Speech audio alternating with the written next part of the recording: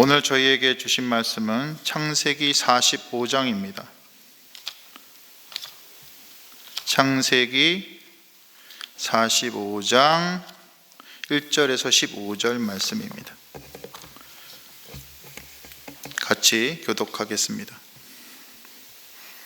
제가 먼저 1절 읽겠습니다.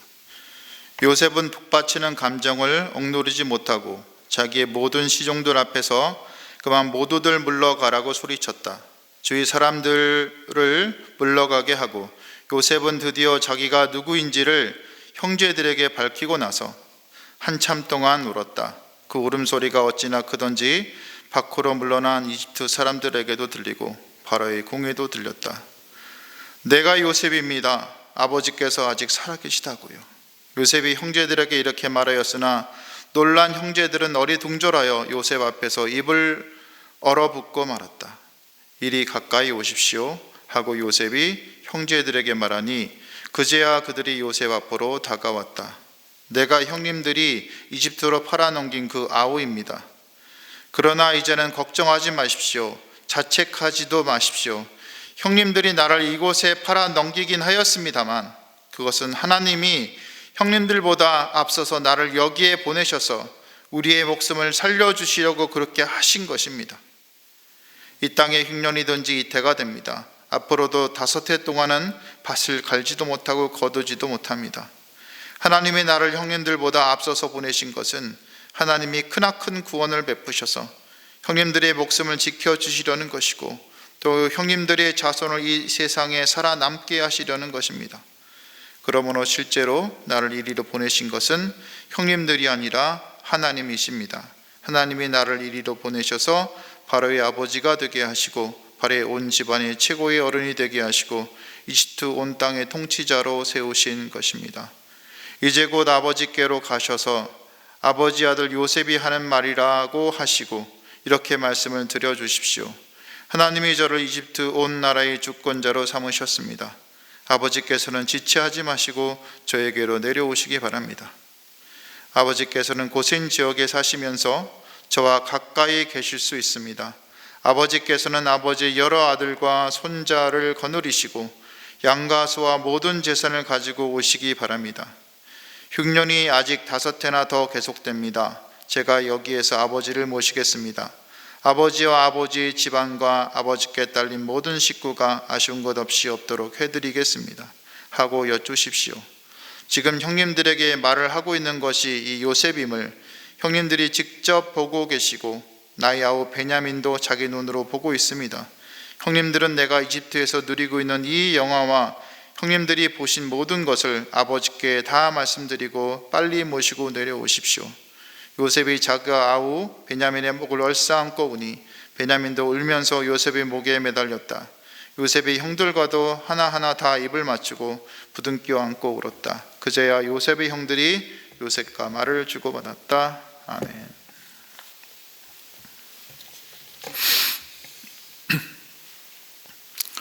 미국의 유명한 시인이자 작가인 피리 토머스는 자신의 회고록 비열한 거리를 걸으며 영어로는 Down This Mean Street에서 자신이 17살의 어머니를 잃은 후 어머니를 데려간 하나님께 몹시 화가 난 일을 말합니다. 어머니가 죽었을 때의 나이는 단지 34살이었고 청소년 시절 어이없이 어머니를 잃은 피리는 그 고통을 견디지 못해서 방황했다고 합니다. 청년 시절 친구 3명과 나쁜 짓을 하고 돌아다녔고 그러던 중에 경찰한테 상해를 입혀서 감옥에 갇히게 되었습니다.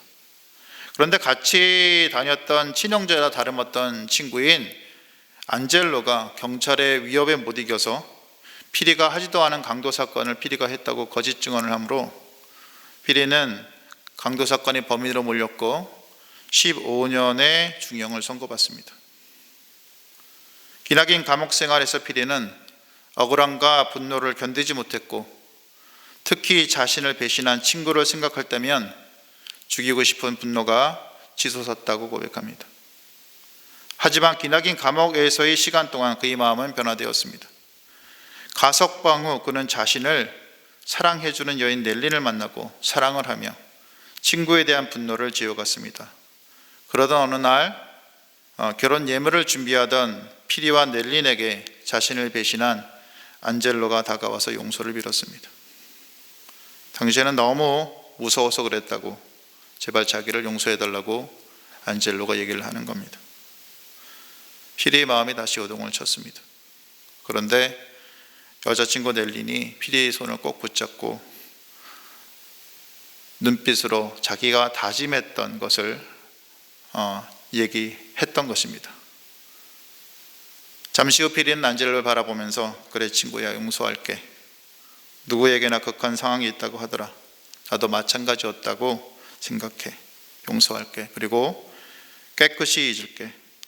돌아가신 어머니 이름으로 내가 이것을 맹세하마. 두 친구는 눈물을 흘리고 서로 손을 잡고 부둥켜 안아주었습니다. 그리고 피리는 지금까지 자신의 영혼을 짓눌렀던 그 어두운 무거운 짐을 내려놓는 듯 영원히 자유함을 느끼게 되었다고 작가는 기술합니다. 피리는 넬린이 읽어준 책의 한 구절을 이 적에 적어놨습니다. 실수는 인간의 먹이고 용서는 신의 먹이다. 피리는 자신의 회고록에 의해서 다음과 같이 진술합니다. 용서는 결코 쉽지 않다. 하지만 나는 용서를 배웠다. 피리는 이처럼 10년 가까운 감옥 생활을 하며 자신이 억울하게 감옥 생활을 하게 한 친구 안젤로를 겨우 용서하며, 쉽지는 않지만 용서를 배웠다고 말했는데, 사실 피리가 감옥 생활에서 친구 안젤로에 대한 분노를 얼마나 키웠겠습니까? 그리고 얼마나 그 감정을 쏟아냈겠습니까? 무려 10년이 넘는 기간 동안 감옥에서 차가운 바닥에 누울 때, 노역에 끌려 나갈 때 아마 그 분노의 감정을 헤아리다 보면 엄청난 감정의 소용돌이에 피리가 내몰리곤 했을 것입니다.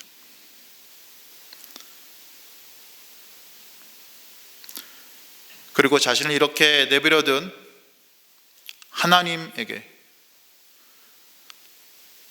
34살에 데려간 어머니에 대해서 느꼈던 그 하모니 이상, 그 하나님에 대한 감정 이상으로 또 원망했겠죠.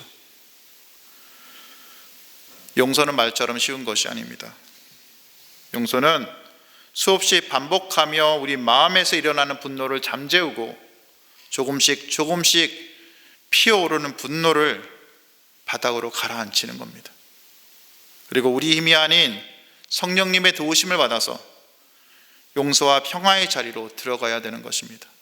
모든 과정을 인도하시는 하나님의 섭리를 신뢰함으로 우리가 알 수 없는 하나님의 높으신 뜻이 우리의 삶 속에서 이루어지기를 소망하며 겸손히 걸어가야 되는 것이 용서의 삶인 것입니다. 오늘 본문에서 요셉은 크게 울어버립니다. 지금까지 자신을 잘 다스려 왔습니다. 쌓였던 감정이죠. 이게 하루 이틀 되는 게 아니잖아요. 형한테 속임을 당하고 보디발의 아내한테 거짓 증언으로 감옥에 갇히고, 그 감옥에서 술 맡은 간원장에게 부탁했지만 다시 또 감옥에 있으면서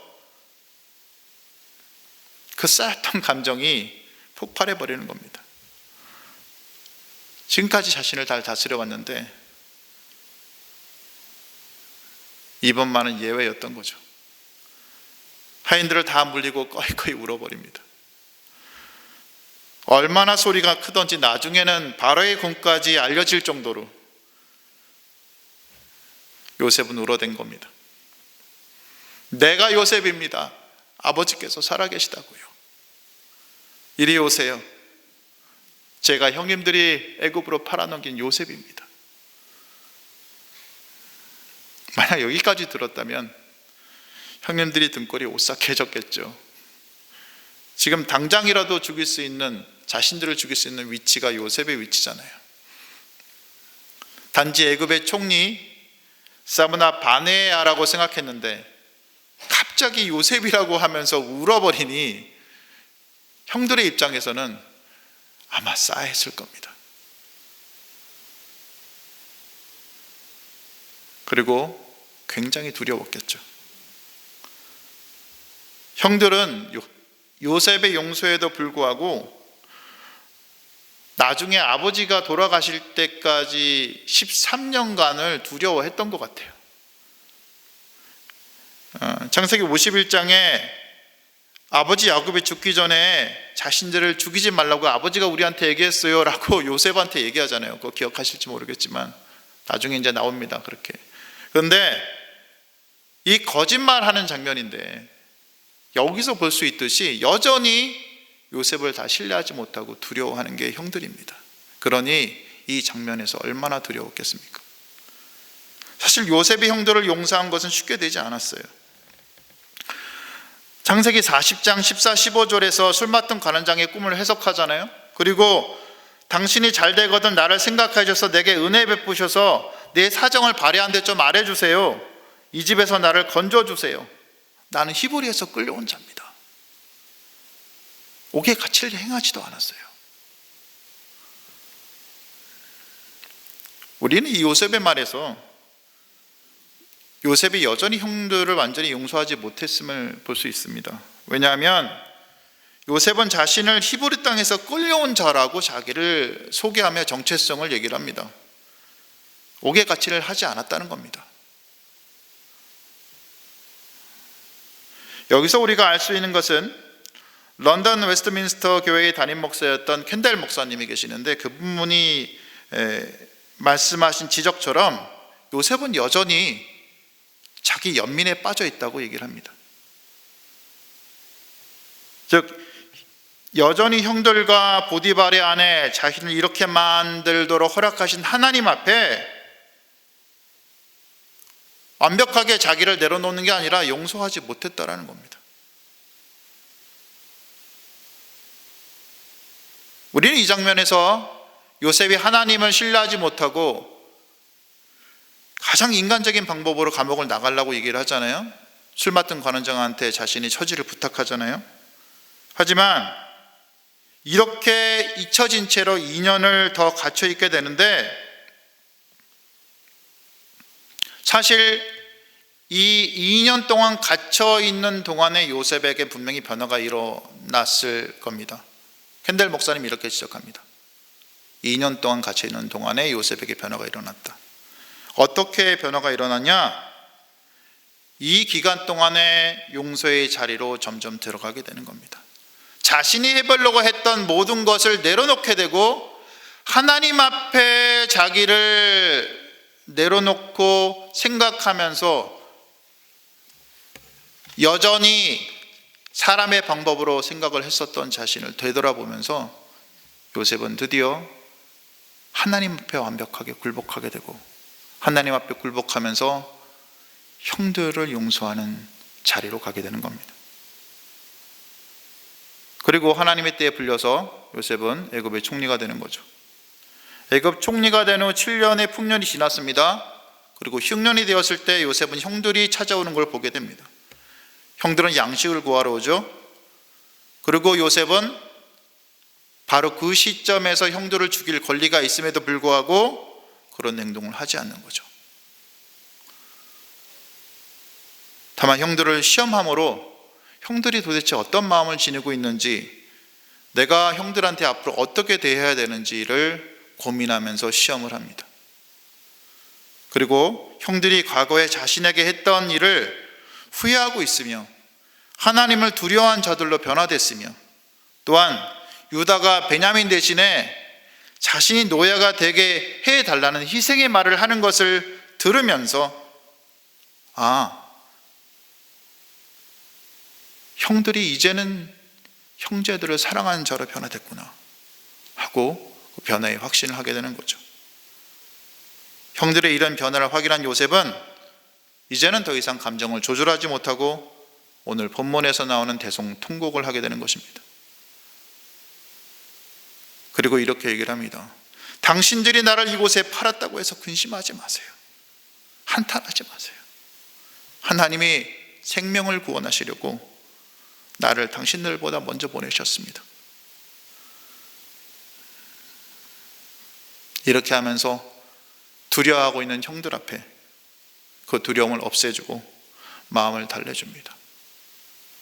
요셉은 더 이상 형들이 자신에게 잘못한 잘못으로 힘들어하는 걸 바라지 않았습니다. 이미 다 용서를 해버렸잖아요. 이미 감옥에서 있을 동안에 하나님의 주권을 의식하면서 자신의 마음에 있던 모든 상처들을 감옥 내에서 털어내버렸던 것입니다. 오히려 자신의 사랑을 전함으로 형들이 자책감에서 벗어나기 바라고 그렇게 얘기를 했던 겁니다. 요셉은 이어서 말합니다. 하나님의 큰 구원으로 당신들의 생명을 보존하고 당신들의 후손을 세상에 두시려고 나를 당신들보다 먼저 보내셨나니 그런즉 나를 이리로 보낸 이는 당신들이 아니요 하나님이십니다. 이 말이 무슨 뜻입니까? 자신을 잡아서 애굽의 노예로 판 사람들은 형님인데 실제로 그 일을 행하신 분이 하나님이시라는 겁니다. 하나님께서 이스라엘 가족을 구원해서 그 자손들로 이루실 그분의 계획을 이루기 위해서 일을 행했다는 거죠. 그러니 이제는 죄책감에 묶이지 말라는 겁니다. 자유하라는 겁니다. 이 모든 일이 일어난 이유가 하나님께서 이스라엘 백성을 애굽에 살도록 하기 위해서 미리 보낼 한 사람을 택하셨는데 그게 자신이었을 뿐이라는 그런 겸손한 마음의 고백을 형들한테 하는 겁니다. 만약 다른 사람이 택해졌다면 자신도 똑같이 형들 중에 한 사람을 팔았을 겁니다 라는 겸손의 고백인 거죠. 그러니 자책감 가지지 말라는 겁니다. 이것이 요셉의 고백이고 이것이 요셉이 형들을 용서할 수 있었던 이유였던 것입니다.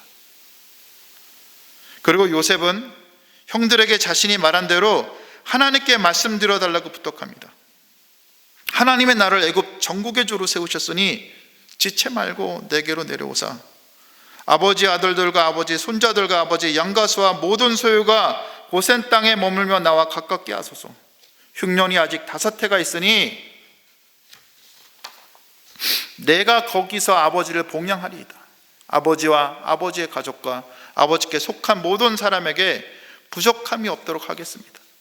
이렇게만 말하고 아버지를 모셔오라는 겁니다. 이 말이 무슨 뜻입니까? 네, 그냥 아버지 모셔라는 뜻이죠.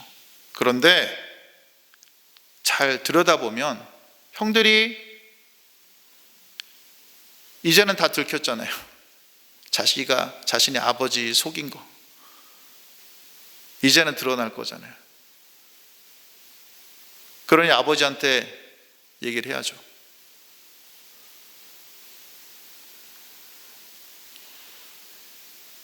한참 전에 요셉이 죽었다고 거짓말치고 염소피를 묻혀갖고 옷을 가져가서 아버지를 지금까지 슬프게 한 사실을 고백해야죠. 그런데 고백하지 말라는 겁니다. 이렇게만 말하고 아버지를 모셔오라는 겁니다. 괜히 형들이 찔린 마음으로 이 사실을 고백해서 아버지의 마음을 어지럽게 하지 말고 그냥 조용하게 애굽으로 모셔오라는 겁니다.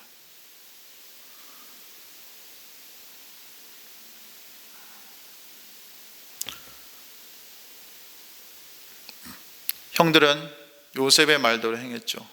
그래서 나중에는 야곱이 조용하게 형들하고 같이 애굽에 와서 또 아들을 보겠다는 마음으로 달려오는 것을 우리는 창세기에서 볼 수 있습니다. 하지만 만약 형들이 우리는 이렇게 생각할 수 있습니다. 하나님을 더 깊이 알았다면 이런 요셉의 말과 행동에 따라서 움직이긴 하지만 요셉을 그렇게 두려워하진 않지 않았을까라는 생각을 합니다.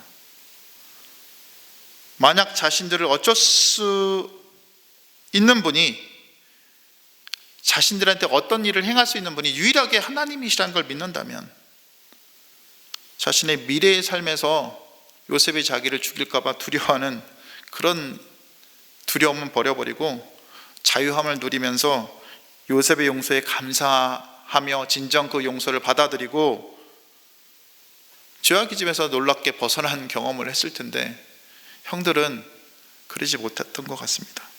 형들 중 어느 누구도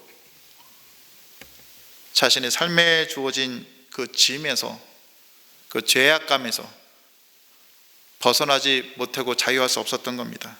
하나님의 선하심을 신뢰하면 진정한 자유가 있는데도 자신들 스스로 이 미래를 살기 원했기 때문에 그렇게 했던 것 같습니다.